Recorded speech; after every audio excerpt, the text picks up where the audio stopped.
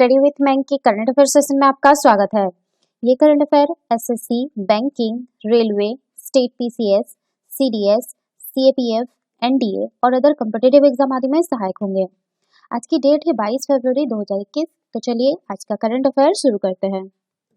आज का पहला प्रश्न है, हाल ही में विश्व व्यापार संगठन के महानिदेशक के रूप में किसे नियुक्त किया गया है? Option A Roberto Azevedo, option B Ngozi Okonjo-Iweala, option C Pascal Lamy, option D Buenos Aires.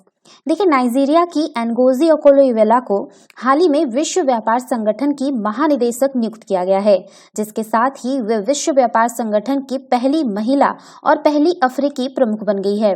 उनके 4 वर्षीय कार्यकाल की शुरुआत 1 मार्च 2021 से होगी। एनगोजी ओकोजो-इवेला एक नाइजीरियाई अर्थशास्त्री है, जिन्हें वित्त और आर्थिक विषयों में लगभग 4 दशक लंबा अनुभव है। इससे पूर्व ओकोजो-इवेला नाइजीरिया की वित्त मंत्री के तौर पर भी काम कर चुकी है। वे इस पद पर पहुंचने वाली देश की पहली महिला थी। इवेला को विश्व बैंक के साथ तकरीबन 20 से अधिक वर्ष तक काम करने का अनुभव है, जहां उन्होंने संगठन की प्रबंध निदेशक के पद पर कार्य किया था। तो इसका सही आंसर होगा ऑप्शन बी एनगोजी ओकोजो-इवेला। चलिए नेक्स्ट क्वेश्चन पे चलते हैं। हाल ही में तकरीबन कितने हजार शब्दों के साथ भारतीय सांकेतिक भाषा शब्दकोश के तीसरे संस्करण को लॉन्च किया गया है? Option A 10,000, option B 20,000, option C 30,000, option D 40,000। देखिए, हाल ही में तकरीबन 10,000 शब्दों के साथ भारतीय सांकेतिक भाषा शब्दकोश की तीसरे संस्करण को लॉन्च किया गया है। सामाजिक न्याय एवं अधिकारिता मंत्रालय के तहत भारतीय सांकेतिक भाषा अनुसंधान और प्रशिक्षण केंद्र द्वारा तैयार किए गए इस शब्दकोश में दैनिक उपयोग, अकादमी, कानूनी एवं प्रशासनिक, चिकित्सा, तकनीकी एवं कृषि क्षेत्र से संबंधित शब्द शामिल हैं। भारतीय सांकेतिक भाषा शब्दकोश का पहला संस्करण जो है वो 2018 में लॉन्च किया गया था, जिसमें जो है आपका कुल 3000 शब्द शामिल थे, जबकि दूसरा संस्करण 2019 में लॉन्च किया गया था, जिसमें कि आपका 6000 शब्द शामिल थे।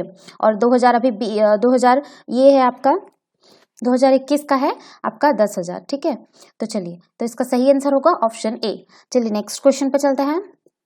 हाल ही में केंद्रीय पर्यावरण, वन और जलवायु परिवर्तन मंत्रालय के तहत किसे नवाचार श्रेणी में एशिया एनवायरमेंट इन्फोर्समेंट अवार्ड 2020 से सम्मानित किया गया है?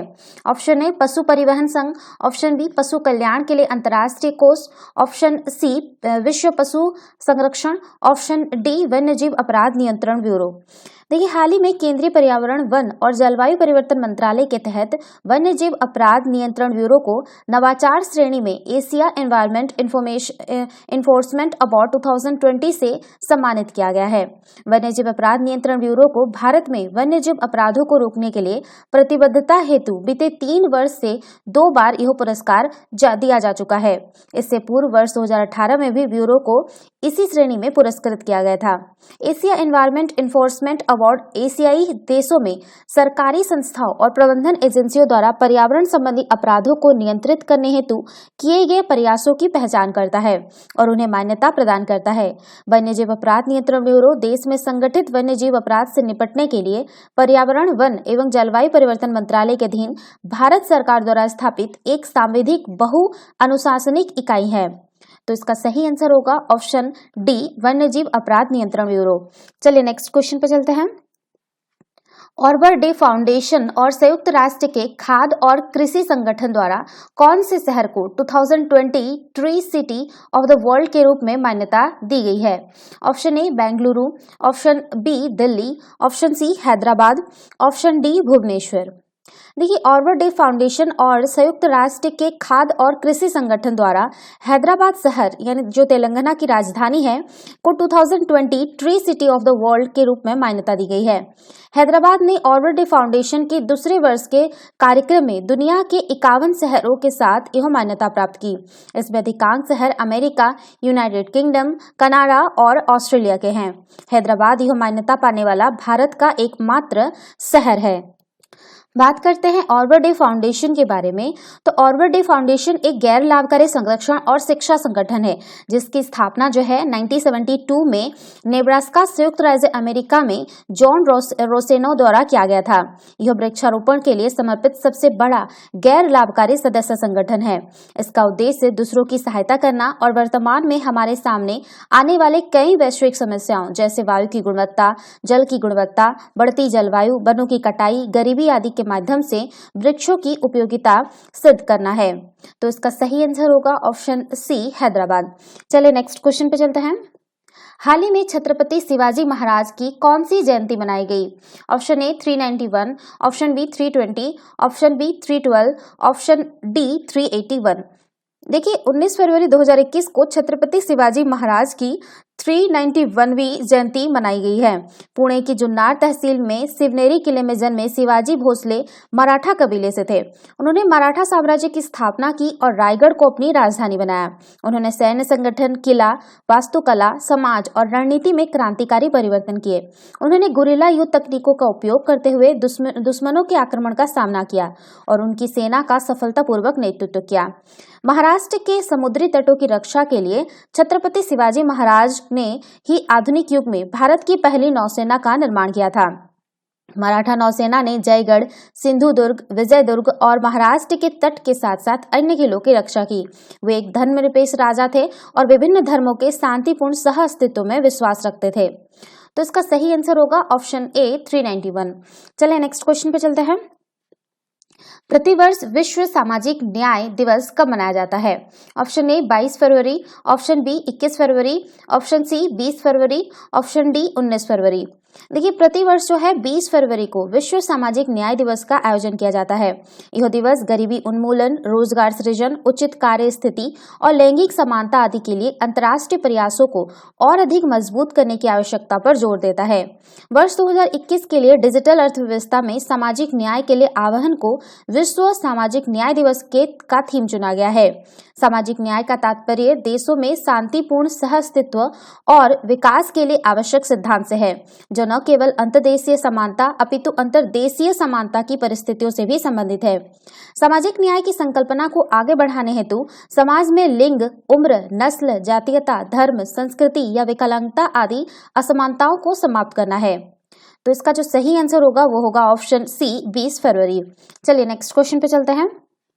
हाल ही में ननकाना साहिब नरसंहार अथवा सक ननकाना साहिब की डेस शताब्दी पर आयोजित समारोह की शुरुआत की गई। ऑप्शन ए 100वीं, ऑप्शन बी 200वीं, ऑप्शन सी 300, ऑप्शन डी 400। देखिए हाल ही में जो है ननकाना साहिब नरसंहार अथवा सक ननकाना साहिब की 100वीं शताब्दी पर आयोजित समारोह की शुरुआत की गई। वर्ष 1920 में अस्तित्व में आते ही शिरोमणि गुरुद्वारा प्रबंध कमेटी ने गुरुद्वारा सुधार आंदोलन की शुरुआत की, जिसका उद्देश्य महंतों की निजी संपत्ति बन चुके गुरुद्वारों के प्रबंधन में महत्वपूर्ण परिवर्तन लाना था। इस आंदोलन से भयभीत महंतों द्वारा फरवरी 1991 में लाहौर में सिख सनातन सम्मेलन का आयोजन किया गया। इस आंदोलन की पृष्ठभूमि में शिरोमणि गुरुद्वारा कमेटी प्रबंधक कमेटी की एक निहत्थे सिख जत्थे ने ननकाना साहिब गुरुद्वारे के अंदर प्रवेश करने और अहिंसक तरीके से गुरुद्वारे पर कब्जा करने की योजना बनाई। वहीं दूसरी ओर गुरुद्वारे के अंदर हथियारों से लैस सशस्त्र सेना के साथ निहत्थे सिख जत्थे का मुकाबला करने के लिए तैयार थे। दोनों के बीच मुठभेड़ में 60 से अधिक सैनिकों की मृत्यु हुई। शिरोमणि गुरुद्वारा प्रबंधन कमेटी का आरोप था कि इस नरसंहार में ब्रिटिश प्रशासन भी शामिल था। ननकाना साहिब गुरुद्वारा, जिसे गुरुद्वारा जन्म स्थान भी कहा जाता है, उस जगह पर बनाया गया है जहां सिख गुरु के संस्थापक गुरु नानक देव जी का जन्म हुआ था। इसका निर्माण महाराजा रणजीत सिंह ने कराया था। तो इसका सही आंसर होगा ऑप्शन ए 100वीं। चलिए नेक्स्ट क्वेश्चन पे चलते हैं। हाल ही में लगभग कितने ओवर द टॉप प्लेटफॉर्मों ने स्व विनियमन कोड के रूप में यूनिवर्सल सेल्फ रेगुलेशन कोड 2020 को अपनाया है? Option A 12, option B 17, option C 10, option D 11। देखिए हाल ही में जो है लगभग 17 ओवर द टॉप यानी OTT प्लेटफॉर्म ने स्व विनियमन कोड के रूप में यूनिवर्सल सेल्फ रेगुलेशन कोड 2020 को अपनाया है। दरअसल भारत में पिछले कुछ दिनों से आलोचकों द्वारा यह मांग की जा रही थी कि OTT प्लेटफॉर्म वाक एवं अभिव्यक्ति की स्वतंत्रता का काफी गलत इस्तेमाल कर रहे हैं। नवाचार के नाम पर इन प्लेटफॉर्म पर अश्लील सामग्री परोसी जा रही है। इसी के चलते भारत सरकार के सूचना और प्रसारण मंत्रालय द्वारा ऐसे संकेत दिए गए थे कि वो OTT प्लेटफॉर्म के विनियमन हेतु एक कोड को लाया जा सकता है। हालांकि भारत सरकार के सूचना और प्रसारण मंत्रालय द्वारा विनियमन कोड लाने के पहले ही इन प्लेटफॉर्म ने स्वयं से कोड अपना लिया है। तो इसका सही आंसर होगा ऑप्शन बी 17। चलिए नेक्स्ट क्वेश्चन पे चलते हैं। सर्वोच्च न्यायालय द्वारा जारी विशाखा दिशा निर्देश निम्नलिखित में से किस विषय से संबंधित है? ऑप्शन ए अनुसूचित जनजाति या अनुसूचित जाति के अत्याचार तथा भेदभाव से संरक्षण, ऑप्शन बी कोल ब्लॉक आवंटन का विनियमन, ऑप्शन सी भारत में पुलिस सुधार, ऑप्शन सी कार्यस्थल पर यौन उत्पीड़न। देखिए वर्ष 1997 में जो है सर्वोच्च न्यायालय द्वारा विशाखा बनाम राजस्थान राज्य मामले में जारी किए गए दिशा निर्देशों ने कार्यस्थलों पर यौन उत्पीड़न को रोकने की दिशा में महत्वपूर्ण भूमिका निभाई है। विशाखा बनाम राजस्थान राज्य मामले में फैसला सुनाते हुए सर्वोच्च न्यायालय ने स्पष्ट किया है कि ऐसा कोई भी अप्रिय हाव भाव, व्यवहार, शब्द या कोई पहल जो यौन प्रकृति की हो उसे यौन उत्पीड़न माना जाएगा। इस तरह सर्वोच्च न्यायालय ने भारत में यौन उत्पीड़न की पहली आधिकारिक परिभाषा प्रदान की और वैधानिक कानून के अभाव में न्यायिक कानून का मार्ग प्रस्तावित किया। तो इसका सही आंसर होगा ऑप्शन डी कार्यस्थल पर यौन उत्पीड़न। चलिए नेक्स्ट क्वेश्चन पे चलते हैं। कौन सा देश 1 महीने के भीतर दुनिया का पहला कोविड-19 मानव चैलेंज परीक्षण करने जा रहा है? Option A France, option B Britain, option B America, option C रूस, ऑप्शन डी ब्रिटेन। देखिए ब्रिटेन 1 महीने के भीतर दुनिया का पहला कोविड-19 मानव चैलेंज परीक्षण करने जा रहा है। यद्यपि मानव चैलेंज परीक्षण कई बीमारियों के बारे में महत्वपूर्ण जानकारी हासिल करने में सहायक साबित हुए हैं, फिर भी ये परीक्षण कुछ विवादों और नैतिकता संबंधी सवालों से घिरे हुए हैं। किसी व्यक्ति को संक्रमित करने हेतु आवश्यक वायरस की सबसे कम मात्रा को चिन्हित करना, सार्स कोव-2 के प्रति प्रतिरक्षा प्रणाली की प्रतिक्रिया को समझने में डॉक्टरों की सहायता करना, वायरस के संरक्षण को प्रभावित करने वाले कारकों की पहचान करना तथा यह भी पता लगाना कि किसी संक्रमित व्यक्ति द्वारा वायरस पर्यावरण में किस प्रकार पहुंचता है। यही इसका है जो कुछ उद्देश्य हैं, ठीक है, इस मानव चैलेंज परीक्षण के। तो इसका सही आंसर होगा ऑप्शन डी ब्रिटेन। तो ये थे आज के करंट अफेयर। वीडियो पसंद आए तो लाइक, शेयर और कमेंट करना ना भूले, साथ ही साथ चैनल को सब्सक्राइब करना ना भूले। Thanks for watching, have a nice day, take care.